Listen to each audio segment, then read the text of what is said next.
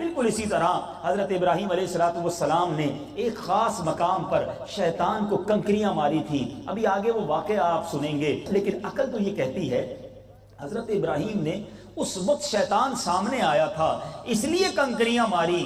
آج تو شیطان سامنے نہیں ہے، آج تو ایک دیوار بنی ہوئی ہے، اس کو کنکریاں کیوں ماری جاتی ہیں؟ تو جواب یہی ملے گا، اللہ والوں کی ادا کو ادا کروانا ہے. اللہ اکبر. گویا حج کا پورا سفر جو ہے وہ نبیوں کی، ولیوں کی، اللہ والوں کی یاد ہے. تو خوش نصیب ہیں وہ لوگ جو ساری زندگی اولیاء اللہ کی اور اللہ والوں کی یاد بناتے ہیں. تو بہرحال آج کے اس مختصر سے بیان میں، آج کے اس اجتماع میں ہم حضرت ابراہیم خلیل اللہ علی نبینا علیہ الصلوۃ والسلام کی سیرت کے بارے میں بھی کچھ سنیں گے. اور وہ عظیم قربانی کا جو واقعہ ہوا، ہو سکتا ہے آپ سب کے گھروں میں قربانی ہوتی ہو، یا اکثر لوگوں کے گھروں میں کئی سال سے قربانی ہو رہی ہو، مگر کبھی سوچا یہ قربانی کرتے کیوں ہیں؟ یہ ادا کون سی ادا ہو رہی ہے؟ اس کے پیچھے پس منظر کیا تھا؟ بہت دلچسپ قرآنی واقعہ ہے، غور سے سننا ہے اور سبق حاصل کرنا ہے. اب آئیے حضرت ابراہیم علیہ السلام کی چند خصوصیات. نبی پاک علیہ السلام کے بعد تمام نبیوں میں سب سے افضل جو نبی ہیں وہ حضرت ابراہیم علیہ السلام ہیں. یہ یاد رہے. اسی طرح حضرت ابراہیم علیہ السلام ہی اپنے بعد میں آنے والے تمام نبیوں کے والد ہیں. یعنی آپ کی اولاد میں آپ کے بعد جتنے نبی آئے آپ سب کے والد ہیں. اچھا، ہر آسمانی دین میں آپ ہی کی اطاعت ہے، ہر دین والے آپ کی تعظیم کرتے ہیں. حضرت ابراہیم کی تعظیم ہر دین والے کرتے ہیں. آپ ہی کی یاد میں قربانی ہے، آپ ہی کی یادگار حج کے ارکان ہیں، آپ ہی کعبہ مشرفہ کی پہلی تعمیر کرنے والے، یعنی اللہ کے گھر کو اس گھر کی شکل دینے والے یہ بھی حضرت ابراہیم علیہ السلام ہیں. جس پتھر پر یعنی مقام ابراہیم پر کھڑے ہو کر آپ نے کعبہ بنایا، اللہ نے اس پتھر کو لوگوں کے لیے سجدہ گاہ بنا دیا. آج بھی حضرت ابراہیم کے قدموں کے نشان موجود ہیں. جو حاجی جاتے ہیں آج بھی آپ کے قدموں کا دیدار کرتے ہیں. پھر قیامت میں سب سے پہلے آپ ہی کو عمدہ لباس عطا کیا جائے گا، اس کے فوراً بعد پیارے آقا علیہ السلام کو عطا کیا جائے گا. مسلمانوں کے جو فوت شدہ بچے ہیں نا، بڑی دلچسپ بات، جن کے بچے فوت ہو جاتے ہیں نابالغ، وہ کدھر جاتے ہیں؟ سنو، مسلمانوں کے جو فوت شدہ بچے ہیں نا، عالم برزخ میں ارواح کے اندر، روحوں کے اندر حضرت ابراہیم اور ان کی زوجہ حضرت سارہ ان کی پرورش کرتے ہیں. وہ بچے جو نابالغی میں مر جاتے ہیں، دنیا سے چلے جاتے ہیں، حضرت ابراہیم اور ان کی زوجہ ان کی پرورش کرتے ہیں. اللہ اکبر. اب آئیے بیٹھے اسلامی بھائیوں، حضرت ابراہیم علیہ السلام کے ذریعے کچھ کام اسپیشل شروع ہوئے پوری کائنات میں. آپ وہ ہستی ہیں کہ جن کے ذریعے وہ کام شروع ہوئے، وہ بھی سن لیجئے. کائنات میں سب سے پہلے اگر کسی کے بال سفید ہوئے نا تو وہ حضرت ابراہیم کے ہوئے. اس سے پہلے کسی کے سفید نہیں ہوئے تھے. سب سے پہلے آپ ہی نے اپنے بالوں میں مہندی کا خضاب، یعنی جو مہندی تھی بالوں میں، کتم کا خضاب کہلاتا تھا، وہ آپ نے لگایا. سب سے پہلے آپ ہی نے سلا ہوا پاجامہ پہنا. سب سے پہلے پوری کائنات میں منبر پر بیٹھ کر خطبہ جو ہے حضرت ابراہیم علیہ السلام نے دیا. سب سے پہلے راہ خدا میں جہاد بھی حضرت ابراہیم نے کیا. سب سے پہلے مہمان نوازی کی رسم، اے سندھ والوں بڑے مہمان نواز ہونا، سب سے پہلے مہمان نوازی اگر کائنات میں کسی نے شروع کی تو وہ حضرت ابراہیم علیہ السلام ہے. اچھا، ملاقات ہم ہاتھ ملاتے ہیں اور پھر گلے بھی ملتے ہیں. گلے ملنے کی رسم یعنی معانقہ جس کو کہا جاتا ہے، سب سے پہلے ملاقات کے وقت لوگوں سے جو گلے ملے وہ بھی حضرت ابراہیم علیہ السلام. اچھا، سرید کہتے ہیں اس کھانے کو جو روٹی اور سالن ملا کر کھایا جاتا ہے. سب سے پہلے سرید والا کھانا جو ہے وہ بھی حضرت ابراہیم علیہ السلام ہی نے تناول فرمایا. دیکھو اللہ کے نبی کی کیسی باتیں ہیں. ہم میں سے بہت سو کو نہیں پتا. آج دنیا والوں کی ہم سے پوچھ لو باتیں، پتہ نہیں کس صدر کی ڈیٹ آف برتھ بھی پتا ہوگی، کسی کہاں پیدا ہوا یہ بھی پتا ہوگا، کدھر سے الیکشن جیتا یہ بھی پتا ہوگا، کس کے بارے میں کیا پتا ہے، کس کے بارے میں کیا پتا ہے. نہیں پتا تو نبیوں کے بارے میں، ولیوں کے بارے میں، صحابہ کے بارے میں نہیں پتا. حالانکہ ہر سال قربانی کرتے یا حج کی تیاری کرتے، یہ تڑپتے ضرور ہیں، حضرت ابراہیم کی اداؤں میں رہتے ہیں، مگر ان کے بارے میں جانتے نہیں ہیں. اب یہ واقعہ کیا تھا، کیسے ہوا؟ حضرت ابراہیم علیہ السلام بہت بڑی عمر تک بے اولاد رہے. پتہ ہے آپ کی پہلی اولاد کب ہوئی؟ 99 سال کی عمر میں. حضرت ابراہیم کی عمر 99 ایئرز تھی جب اللہ تعالیٰ نے حضرت اسماعیل علیہ السلام انہیں عطا کیے. حضرت ابراہیم نے بیٹے کو جو نام رکھا نا، اب یہ حضرت اسماعیل نام کیوں ہے یہ بھی سنیے. عربی میں کہتے ہیں اسمع کہتے ہیں سن، اور ایل جو ہے وہ عبرانی زبان کا لفظ ہے، اس کے معنی ہے خدا. آپ دعا کرتے رہتے اے اللہ میری سن لے، اے اللہ میری سن لے، مجھے اولاد دے دے. جب حضرت اسماعیل پیدا ہوئے تو ان کا نام ہی اسماعیل رکھ دیا گیا. اچھا، اب حضرت ابراہیم علیہ السلام نے 8 ذوالحجہ کو خواب دیکھا کہ بے شک، انہیں کوئی خواب میں کہہ رہا تھا بے شک اللہ تمہیں اپنے بیٹے کو ذبح کرنے کا حکم دیتا ہے. آپ صبح سے شام تک غور کرتے رہے کہ یہ خواب اللہ کی طرف سے ہے یا شیطان کی طرف سے ہے. اچھا، اسی لیے اب جو ماشاءاللہ مدنی یہاں بیٹھے ہوں گے یا کچھ کتاب کا پڑھتے ہیں، 8 ذوالحجہ کو یوم ترویہ کہا جاتا ہے. ٹھیک ہے، یوم ترویہ کا معنی کیا ہے؟ سوچ بچار کا دن. حضرت ابراہیم کا 8 ذوالحجہ کا پورا دن سوچ بچار میں ہی گزر گیا کہ اللہ کی طرف سے حکم ہے یہ شیطان کا خواب ہے. تو یہ سوچ بچار میں گزرا، اس لیے 8 ذوالحجہ کا دن کیا کہلایا؟ یوم الترویہ. اچھا، 9ویں رات پھر خواب دیکھا، صبح یقین کر لیا کہ یہ حکم اللہ کی طرف سے ہے، اس لیے 9 ذوالحجہ کو یوم عرفہ کہا جاتا ہے. عرفہ کے معنی ہے پہچاننے کا دن. یقین ہو گیا کہ اللہ کا ہی حکم ہے تو 9 ذوالحجہ کہلایا عرفہ کا دن. اب 10 ذوالحجہ قربانی کا پکا ارادہ کر دیا تو 10 ذوالحجہ کہلایا یوم النحر، یعنی ذبح کا دن. دیکھو اللہ والوں کی ادا کیسی رب کو پسند آئی کہ ساری دنیا اب ان دنوں کے نام بھی یہی پکارتی ہے. اب کوئی سوچ وچار نہیں کرتا. یوم الترویہ والے دن حضرت ابراہیم نے ہزاروں سال پہلے کی، مگر رہتی دنیا اسے یوم الترویہ کہتی ہے، یوم عرفہ کہتی ہے 9 ذوالحجہ کو، اور 10 ذوالحجہ کو یوم النحر کہا جاتا ہے. اب کیا ہوا؟ حضرت ابراہیم علیہ السلام کو جب خواب میں یہ کہا گیا، حکم ملا کہ بیٹے کی قربانی کریں، تو آپ نے اپنے بیٹے کی، جن کی عمر ایک روایت کے مطابق 7 سال یا 13 سال یا تھوڑی اس سے زیادہ، آپ کی عمر اتنی تھی حضرت اسماعیل کی، اتنی چھوٹی عمر کی بچے کو آپ نے جب جو ہے وہ لے کر چلے قربانی کے لیے، تو شیطان جو ہے ایک جان پہچان والے بندے کی صورت میں آیا اور کہا اے ابراہیم کہاں کا ارادہ ہے؟ تو آپ نے جواب دیا کام سے جا رہا ہوں. اس نے پوچھا کیا آپ اسماعیل کو ذبح کرنے جا رہے ہیں؟ والد کو کہتا ہے. حضرت ابراہیم نے فرمایا کیا تم نے کسی باپ کو دیکھا ہے کہ وہ اپنے بیٹے کو ذبح کرے؟ آپ نے منع نہیں کیا مگر اسی سے کوسچن کر لیا، کیا تم نے کسی باپ کو دیکھا ہے وہ بیٹے کو ذبح کرے؟ شیطان بولا جی ہاں میں آپ کو دیکھ رہا ہوں، آپ اسی کام کے لیے چلے ہیں، آپ سمجھتے ہیں کہ اللہ عز و جل نے آپ کو اس بات کا حکم دیا ہے. حضرت ابراہیم نے ارشاد فرمایا اگر اللہ نے مجھے اس بات کا حکم دیا ہے تو پھر میں فرما برداری کروں گا. یہاں سے مایوس ہو کر اب شیطان نے کیا کیا؟ حضرت اسماعیل کی امی جان بی بی ہاجرہ کے پاس پہنچا. یہ وہی بی بی ہاجرہ ہیں جو پیاسے حضرت اسماعیل کو تڑپتا نہ دیکھ سکی، دوڑتی رہیں حضرت اسماعیل کے قدموں سے رب نے زمزم کنواں جاری کر دیا. کتنا پیار ہوگا اپنے بیٹے سے. شیطان گیا کہا پتہ ہے آپ کے بیٹے کو آپ کے شوہر کہاں لے گئے؟ تو کہا وہ تو ایک کام سے لے گئے. شیطان نے کہا نہیں، وہ انہیں ذبح کرنے لے گئے. حضرت ہاجرہ نے کہا کیا کبھی کوئی باپ بھی اپنے بیٹے کو ذبح کرتا ہے؟ شیطان نے کہا وہ یہ سمجھتے ہیں کہ انہیں اللہ نے یہ حکم دیا ہے. اب سنو ماں کیسی تھی. آج کی مائیں نیکی کی طرف جانے سے جو روکتی ہیں وہ غور کریں. اما ہاجرہ رضی اللہ تعالی عنہا فرماتی ہیں اگر ایسا ہے تو پھر اللہ کی اطاعت کر کے انہوں نے بڑا ہی اچھا کام کیا. شیطان نے دیکھا نہ والد پہ چلی نہ ماں پہ چلی. اب شیطان اس چھوٹے حضرت اسماعیل جن کی عمر ابھی چھوٹی ہے ان کے پاس آیا اور کہا کہ بہکانے کی کوشش کی کہ پتہ ہے تمہارے والد کہاں لے جا رہے ہیں؟ اللہ اکبر. حضرت اسماعیل کہتے ہیں اگر میرے ابو جان مجھے اللہ کے حکم پر ذبح کر رہے ہیں تو بڑا ہی اچھا کام کر رہے ہیں. کیا گھرانہ تھا، کیا تربیت تھی، کیا قربانی کا جذبہ تھا.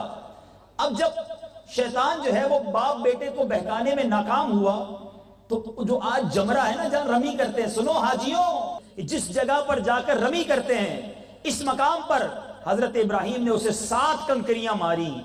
کنکریاں مارنے پر شیطان آپ کے راستے سے ہٹ گیا. اب دوسرے جمرے کے پاس آگے جا کر پھر آیا. فرشتے نے دوبارہ حضرت ابراہیم سے کہا اسے ماریے. آپ نے پھر 7 کنکریاں ماری، اس نے راستہ چھوڑ دیا. اب شیطان تیسرے جمرے کے پاس جہاں آج حاجی رمی کرتے ہیں وہاں سامنے آ گیا. فرشتے نے کہا پھر 7 کنکریاں ماریے. آپ نے پھر 7 کنکریاں ماری. شیطان کو 3 مقامات پر کنکریاں مارنے کی جو یاد ہے وہ حضرت ابراہیم کی یاد میں آج بھی ماری جاتی ہے. اب حضرت ابراہیم اپنے بیٹے کو لے کر کوہ صبیرہ پہنچے. اللہ تعالیٰ کے حکم کی خبر دی. قرآن میں اس کا ذکر موجود ہے. سبحان اللہ. آپ کہتے ہیں یا بنی انی ارا فی المنام انی اذبحک فانظر ماذا ترا. ترجمہ کنز ایمان ہے میرے بیٹے میں نے خواب دیکھا کہ تجھے ذبح کرتا ہوں. اب تو دیکھ تیری کیا رائے ہے. بیٹے سے پوچھ لے تمہاری کیا رائے ہے، تمہیں ذبح کرنا ہے، میں نے خواب میں دیکھا ہے، تمہارا کیا مشورہ ہے. اللہ اکبر. دیکھو بیٹے نے جو جواب دیا وہ قرآن میں ذکر ہے. اللہ فرماتا ہے بیٹے نے کہا یا ابت افعل ما تؤمر ستجدونی انشاء اللہ من الصابرین. ترجمہ کنز ایمان ہے میرے باپ کیجئے جس بات کا آپ کو حکم ہوتا ہے، خدا نے چاہا تو قریب ہے آپ مجھے صابر پائیں گے، مجھے صبر والا پائیں گے. اب دیکھو بیٹے نے باپ سے کیا کہا. چھوٹا بچہ تھوڑی تکلیف ہو چلانے لگ جاتا ہے. یہ کیسی تربیت تھی، کیسا خون تھا نبوت کا. حضرت اسماعیل کہتے ہیں بابا جان ذبح کرنے سے پہلے مجھے مضبوط رسیوں سے باندھ دیجیے گا تاکہ میں ہل نہ سکوں، کیونکہ مجھے ڈر ہے کہ میرے ثواب میں کمی نہ ہو جائے. میرے خون کے چھینٹوں سے اپنے کپڑے بچا کر رکھیے گا تاکہ انہیں دیکھ کر میری ماں جو ہے امی جان غمگین نہ ہوں. چھری ذرا خوب تیز کر لیجئے گا تاکہ میرے گلے پر اچھی طرح چل جائے، گلا فوراً کٹ جائے، کیونکہ موت بڑی سخت ہوتی ہے. بابا جان مجھے ذبح کرنے کے لیے پیشانی کے بل لٹائیے گا، چہرہ میرا زمین کی طرف کر دیجئے گا تاکہ آپ کی نظر میرے چہرے پر نہ پڑے. باپ بیٹے کا چہرہ بھی دیکھے، ذبح بھی کرے، یہ بڑا مشکل ہے. آپ میرا چہرہ ہی نیچے کر دیجئے گا تاکہ آپ میرا چہرہ نہ دیکھ سکیں. اور جب میری ماں کے پاس جائیں میرا سلام انہیں پہنچا دیجئے گا. مناسب سمجھیں تو میری قمیص انہیں دے دیجئے گا، شاید انہیں تسلی ہو جائے، کچھ صبر آ جائے. اللہ اکبر. حضرت ابراہیم علیہ السلام نے ارشاد فرمایا اے میرے بیٹے تم اللہ کے حکم پر عمل کرنے میں میرے کیسے مددگار ثابت ہو رہے ہو. پھر حضرت ابراہیم نے کیا کیا؟ ویسے ہی کیا جیسے حضرت اسماعیل نے کہا. اچھی طرح باندھ دیا، چھری کو تیز کیا، پیٹھ کے بل لٹا دیا، یعنی پیشانی کے بل الٹا لٹا دیا. اب چہرے سے نظر ہٹا لی اور گلے پر چھری چلا دی. انہوں نے اپنا کام کر دیا. ایسا نہیں کہ حضرت ابراہیم نے چھری نہیں چلائی تھی، بالکل ایگزیکٹلی رسی سے باندھ کر الٹا لٹا کر چھری تیز کر کے اپنے لختے جگر پر حضرت ابراہیم نے چھری چلا دی، مگر چھری نے اپنا کام نہ کیا. چھری بھی تو حکم کی جناب باندھی ہوئی ہے نا، رب کا حکم تو سب پہ چلتا ہے نا. چھری نے کام نہ کیا. اب کیا ہوا؟ حضرت ابراہیم پر اب وحی نازل ہوئی. ترجمہ کنز ایمان. اور ہم نے اسے ندا فرمائی کہ اے ابراہیم تو نے خواب سچ کر دکھایا، ہم ایسا ہی صلہ دیتے ہیں نیکوں کو. بے شک یہ روشن جانچ تھی اور ہم نے ایک بڑا ذبیحہ اس کے فدیے میں دے کر اسے بچا لیا. اب کیا ہوا؟ حضرت اسماعیل کی جگہ جنت سے ایک مینڈھا لایا گیا. حضرت جبرائیل جنت سے مینڈھا لے کر آئے اور دور سے اونچی آواز میں کہا اللہ اکبر اللہ اکبر. جب حضرت ابراہیم نے یہ آواز سنی تو اپنا سر آسمان کی طرف اٹھایا، جان گئے کہ اللہ کی طرف سے آنے والی آزمائش کا وقت گزر چکا ہے. بیٹے کی جگہ فدیے کے لیے مینڈا بھیجا گیا، لہٰذا خوش ہو کر کہا لا الہ الا اللہ واللہ اکبر. جب حضرت اسماعیل نے یہ سنا تو وہ کہتے ہیں نیچے لیٹے ہوئے ہیں، وہ کہتے ہیں اللہ اکبر وللہ الحمد. اس کے بعد یہ تینوں مبارک الفاظ مل کر اس کی سنت جو ہے وہ قیامت تک جاری ہو گئی ہے۔ اب سنو، عید کے دن جو ہم مل کر پڑھتے ہیں نا، اللہ اکبر اللہ اکبر، لا الہ الا اللہ واللہ اکبر اللہ اکبر وللہ الحمد، پہلا حصہ جبرائیل نے کہا، دوسرا حصہ حضرت ابراہیم نے کہا، تیسرا حصہ حضرت اسماعیل نے کہا۔ یہ تینوں مقدس جملے بن کر ساری دنیا کے لیے قیامت تک کا ورد بن گیا۔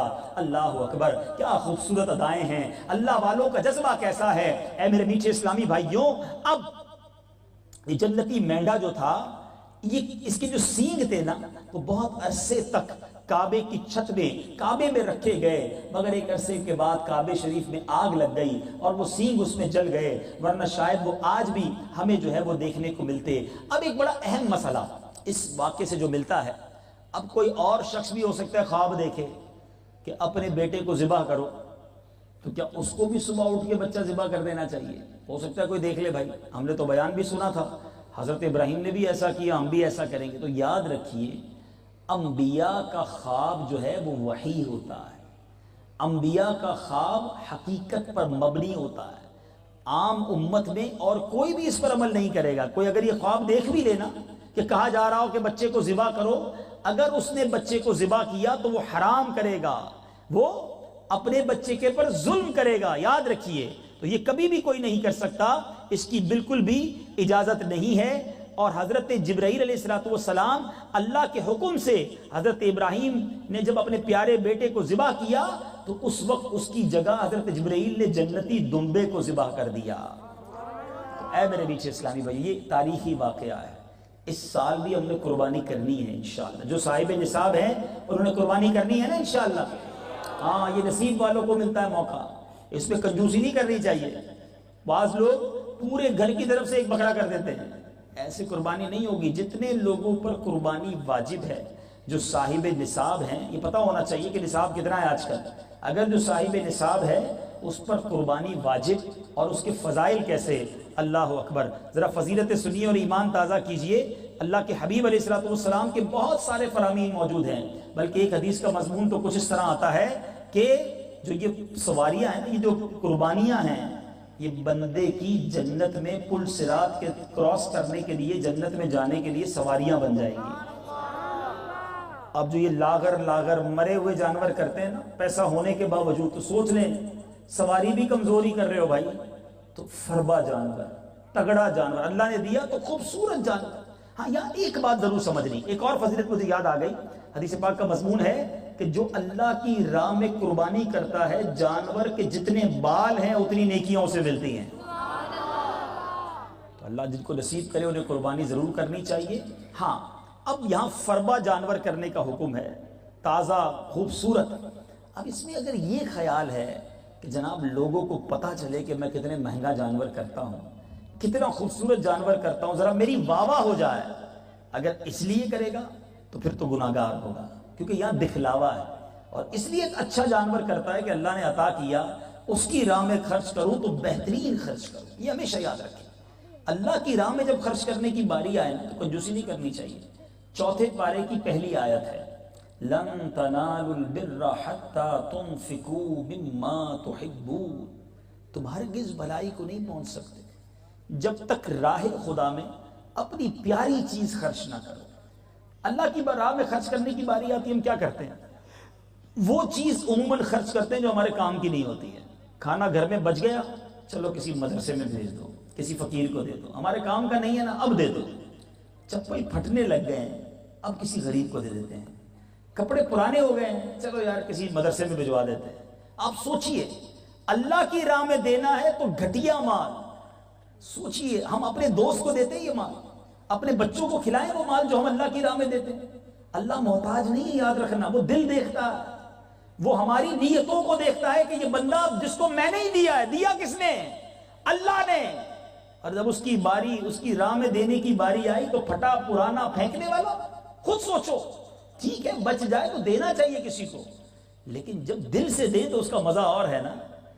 ہمارا تو حال ایسا ہو گیا، میں آپ کو ہماری نیچر اور ہماری طبیعت بتانا چاہتا ہوں۔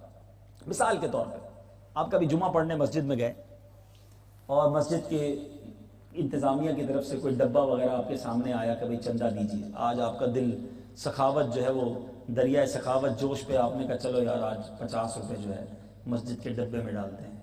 آپ نے جیب سے پرس نکالا, آپ کے جیب میں 2 نوٹ ہیں, ایک 50 روپے کا نیا کڑک نوٹ اور ایک پرانا سا نوٹ. اپنے آپ سے پوچھو کون سا نوٹ ڈالو گے مسجد کے ڈبے میں؟ پرانا ڈالتے ہیں لوگ. حالانکہ وہ کڑک والا 55 روپے کا نہیں ہے, وہ بھی 50 والا ہی ہے, لیکن ہم سمجھتے ہیں یار بس یہ دے دو, یہ پرانا ہے نا, اب اس کو دے دو. یعنی آپ سوچئے محبت کے ساتھ, خوش دلی کے ساتھ, اچھے طریقے سے کیوں اللہ کی راہ میں خرچ نہیں کرتے؟ اتنا مائنڈ سیٹ خراب ہو گیا, اتنا دماغ عجیب و غریب ہو گیا ہے. گھر میں 3-4 بچے ہوں نا, ایک بچہ بڑا زبردست سمجھدار ہوشیار سبق یاد کرنے والا, ہم کہتے ہیں یار اس کو تو ڈاکٹر بنائیں گے. اچھا دوسرا بچہ بڑا حساب کتاب میں ماہر ہے, اس کو اکاؤنٹنٹ بنائیں گے, حساب آتا ہے اس کو. تیسرا گھر میں ٹوٹے پھوٹی چیزیں جوڑ لیتا ہے, یار اس کا بڑا ٹیکنیکل دماغ ہے, اس کو انجینئر بنائیں گے. اور چوتھا بچہ جو کسی کام کا نہیں ہے, نہ سبق یاد کرتا ہے, روز لڑائی کرتا ہے, یار یہ کسی کام کا نہیں, اس کو مدرسے میں ڈال دو. اب خود سوچیں, ہم بچہ بھی مدرسے میں وہ دیں گے جو ہمارے کام کا نہیں ہے. یہ ظلم نہیں کرتے ہم؟ اللہ سے محبت کرو, اللہ کی راہ میں بہترین خرچ کرو, وہ رب تمہیں اور عطا فرمائے گا, اور بہترین عطا فرمائے گا. خرچ کرنے والے تو بنو نا. اچھا بعض اوقات جو بہترین ہوتا ہے نا, وہ جب خرچ کرتے ہیں تو بندہ کہتا ہے میں بہترین دے دوں گا تو پھر میرے پاس سے تو چلا جائے گا. ارے بھائی وہ بہترین دیا کس نے؟ اللہ نے دیا نا. اس کے خزانے کم ہیں کیا؟ وہ اور عطا کرے گا, اور بہترین عطا کرے گا. تو بہرحال میرے میٹھے اسلامی بھائیوں, بہترین جانور, بقرعید آ رہی ہے, بہترین جس کو اللہ نے نوازا ہے اپنی حیثیت کے مطابق بہترین جانور قربان کریں, اور ریاکاری سے, دکھلاوے سے بچنا. بات چلی ہے قربانی کے جانور کی, تو قربانی کی کھالیں بھی اپنی دعوت اسلامی کو دینی ہے انشاءاللہ, دینی بھی ہے اور کروانی بھی ہے انشاءاللہ. اچھا اب امتحان, اس بیان سے ایک اور بھی تو ٹاپک سیکھنا ہے نا. کتنا بڑا امتحان تھا حضرت ابراہیم پر, بچہ قربان کر دے مگر پیچھے نہیں ہٹے ہیں. ہم تو چھوٹے چھوٹے امتحان پہ گھبرا جاتے ہیں, تھوڑی طبیعت خراب ہو تو شکوے, شکایت, پتہ نہیں کیوں بیمار ہو گیا ہوں, میں نے کیا قصور کیا ہے, میری بیماری دور ہی نہیں ہوتی ہے. ارے بھائی سارے صحت مند ہیں, میں بیمار ہو گیا, کسی کا کاروبار میں نقصان ہو جائے, وہ شکوے شکایت, پتہ نہیں میرے کاروبار کیوں پیچھے رہ جاتا ہے, میں سب سے پیچھے رہ گیا, اللہ نے مجھے کچھ دیا ہی نہیں ہے. استغفر اللہ استغفر اللہ. یہ وہ آیت بھول گئے, ان اللہ مع الصابرین, اللہ صابروں کے ساتھ ہے. تمہیں آزمایا جائے گا, یہ قرآن نے پہلے فرما دیا. وَلَنَبْلُوَنَّكُمْ بِشَيْءٍ مِّنَ الْخَوْفِ وَالْجُوعِ وَنَقْصٍ مِّنَ الْأَمْوَالِ وَالْأَنفُسِ وَالثَّمَرَاتِ وَبَشِّرِ الصَّابِرِينَ الَّذِينَ إِذَا أَصَابَتْهُمْ مُصِيبَةٌ قَالُوا إِنَّا لِلَّهِ وَإِنَّا إِلَيْهِ رَاجِعُونَ. ہم تمہیں آزمائیں گے. قرآن نے اعلان کیا, کس سے؟ بھوک سے, ڈر سے, مالوں کی کمی سے, پھلوں کی کمی سے, اولاد سے. اور خوشخبری ہے ان کے لیے جو صبر والے ہیں. آزمایا جائے گا. کربلا والوں کو آزمایا گیا, حضرت ابراہیم کو آزمایا گیا, بڑے بڑے انبیاء اور صحابہ کو آزمایا گیا. آج تھوڑی آزمائش آتی تو ہم فیل ہو جاتے ہیں. نبی پاک علیہ السلام سے ایک بار سوال کیا گیا.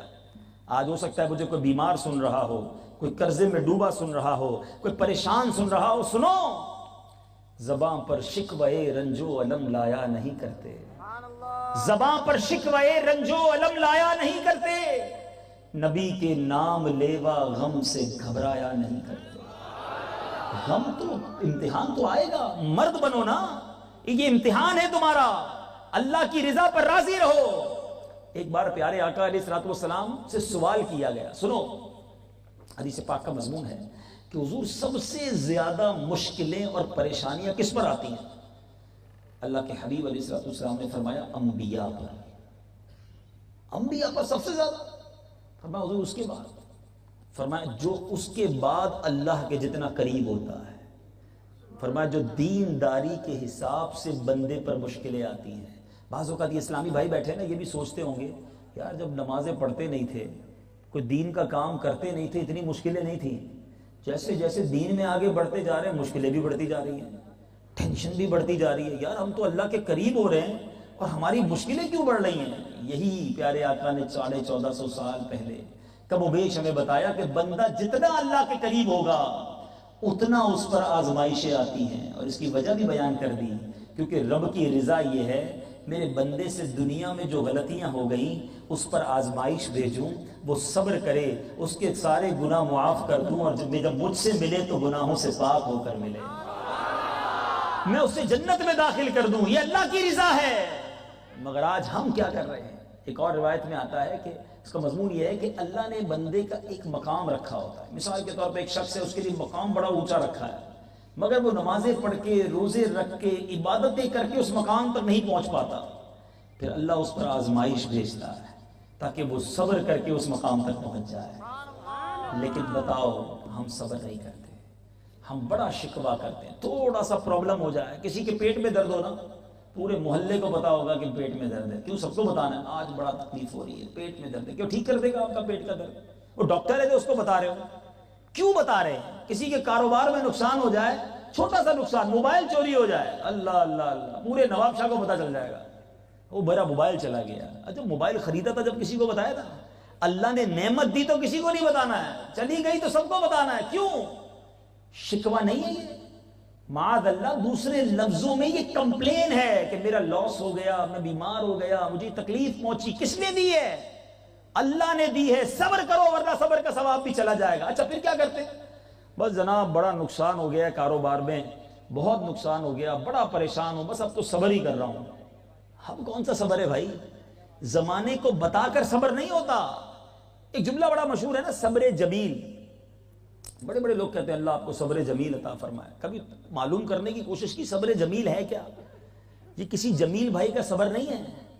صبر جمیل کی تعریف سن لو آج، علماء لکھتے صبر جمیل یہ ہے کہ بندہ مصیبت زدہ اور غیر مصیبت زدہ، یعنی ایک بندہ پریشان ہے، اس کو بڑا مصیبت آئی ہوئی ہے، اور دوسرا بالکل ٹھیک ہے، دونوں میں فرق نہ کر سکے، اسے پتا نہ چلے کہ کون مصیبت میں ہے، اس کے چہرے سے بھی پتا نہ چلے۔ ہمارا تو چہرہ ہی بیٹھ جاتا ہے، لوگ پوچھتے ہیں خیر تو ہے، کیا ہو گیا؟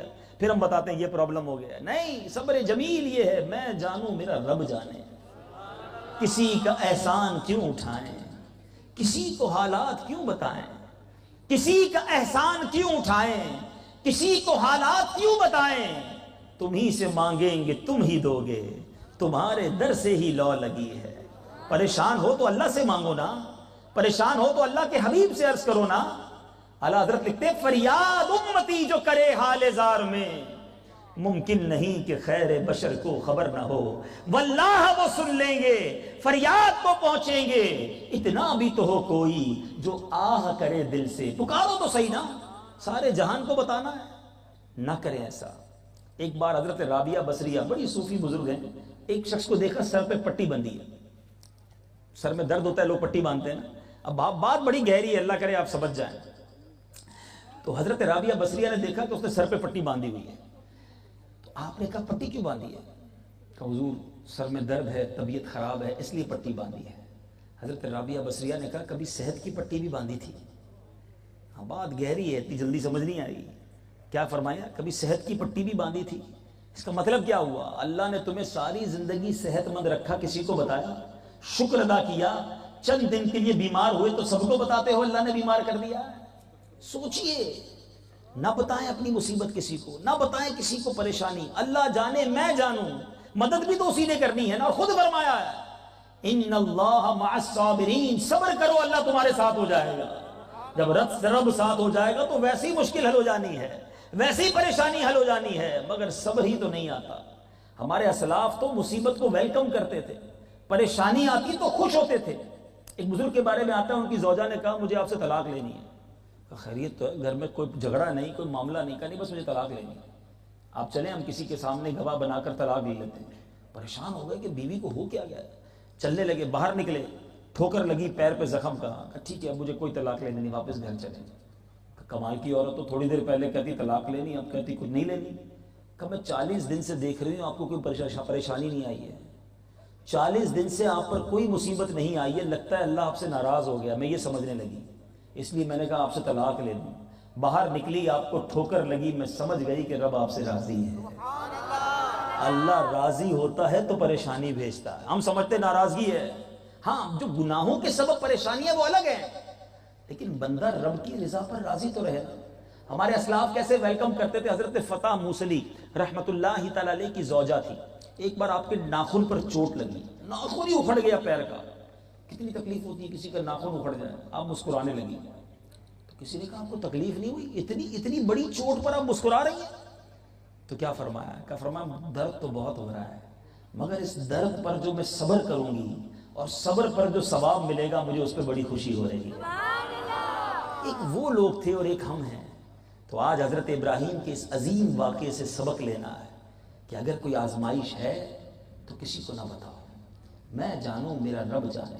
ایک اور حدیث بات مجھے یاد آئی، حدیث قدسی ہے جس کا مضمون ہے کہ اللہ فرماتا ہے اگر میں اپنے کسی بندے کی جان، مال یا جسم پر کوئی آفت پریشانی بھیجوں، نارمل یہی ہوتا ہے نا، جان پر جسم پر کوئی بیماری آ جاتی ہے، مال میں نقصان، اولاد میں پرابلم آ جاتی ہے، فرمایا میں اس کی جان، اولاد یا مال پر کوئی پریشانی بھیجوں، آزمائش بھیجوں، وہ صبر جمیل کے ساتھ اس کا استقبال کرے، اللہ فرماتا ہے قیامت کے دن مجھے اس کا حساب لینے میں حیا آئے گی کہ میں اس کا نامہ اعمال کھولوں۔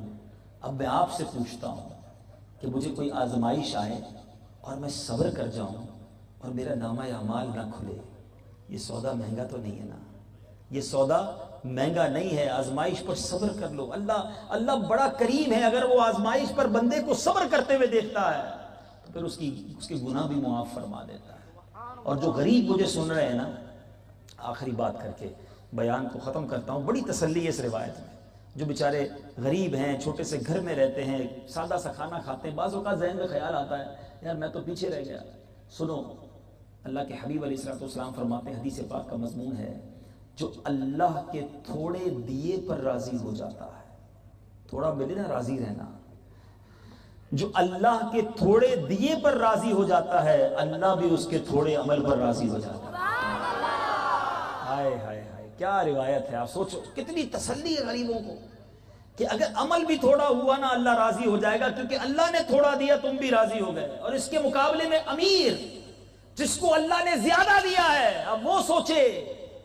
آج پرابلم یہ ہے کہ مال بڑھتا ہے تو گناہ بھی بڑھ جاتے ہیں، ہونا یہ چاہیے تھا اللہ کرم بڑھا تھا، نعمتیں بڑھاتا، ہم سجدے بڑھاتے، ہم شکر بڑھاتے، ہم خیرات بڑھاتے، مگر عجیب لوگ ہیں، اللہ نعمت بڑھاتا ہے، بندہ نافرمانی بڑھاتا ہے، بندہ گناہ بڑھاتا ہے، عیاشیاں کرتا ہے۔ نہ کرو ایسا۔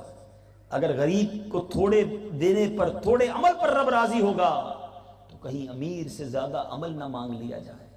تو خدا را ہر حال میں شکر ادا کیجئے، صبر کا دامن تھام کر رکھیے۔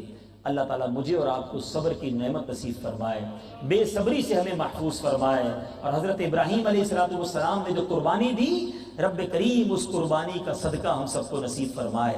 زندگی میں کبھی قربانی کا موقع آئے، دیکھو دعوت اسلامی والے آپ سے کیا مانگتے ہیں، آپ کا وقت ہی تو مانگتے ہیں کہ کبھی اجتماع میں آ جاؤ، درس میں بیٹھ جاؤ، مدنی قافلے میں سفر کر لو۔ وقت کی قربانی دے کر ہم بہت ساری نیکیاں حاصل کر سکتے ہیں۔ تو آؤ آج حضرت ابراہیم کی اس سنت کو ادا کرتے ہوئے نیت کیجئے کہ انشاءاللہ پابندی کے ساتھ دعوت اسلامی کے ہفتہ وار اجتماع میں شرکت کریں گے۔ اتنا بڑا مجمع ہے، مجھے تو نظر بھی نہیں آ رہا اینڈ اس کا، تو ایک نیت ایسی زوردار ہو جائے کہ آج کے بعد ہماری کوئی نماز قضا نہیں ہوگی، فلمیں ڈرامے نہیں دیکھیں گے، گانے باجے نہیں سنیں گے، حرام روزی کے قریب بھی نہیں جائیں گے، اور اب اللہ کی راہ میں وقت کی بھی قربانی دیں گے۔ اللہ تعالی ہم سب کو ان تمام نیتوں پر عمل کرنے کی توفیق عطا فرمائے۔ میرے اعمال کا بدلہ تو جہنم